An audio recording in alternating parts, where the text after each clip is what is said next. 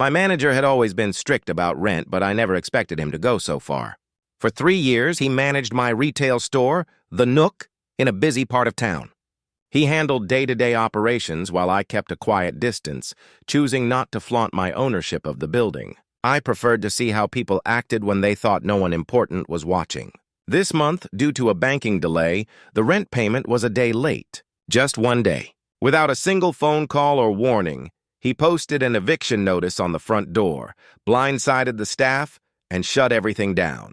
I watched from across the street, more disappointed than angry, as customers were turned away and employees stood around, stunned. He marched around like he'd saved the building from disaster, telling anyone who would listen how irresponsible ownership had become. That night, I decided it was time to end the charade. The next morning, I walked into the office, paperwork in hand, and asked him to sit down.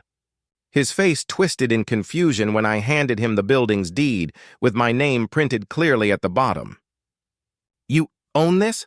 he stammered, color draining from his face. "Since the beginning," I replied calmly.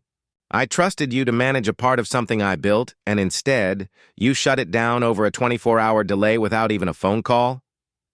He stuttered, scrambling for an explanation, but I'd already made up my mind. I revoked his management rights effective immediately and rehired the staff he'd let go. As I walked through the store later that day, employees greeted me with surprise and smiles, relieved to be back. Some had suspected I had a larger role, but never imagined the full truth.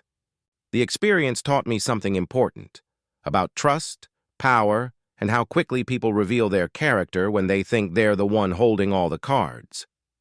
I reopened the Nook under my own management, making sure rent was handled directly from then on. Business picked back up within a week, and as for the former manager, I heard he applied for another job across town. But this time, he'd be sure to check who owned the place before making any rash decisions.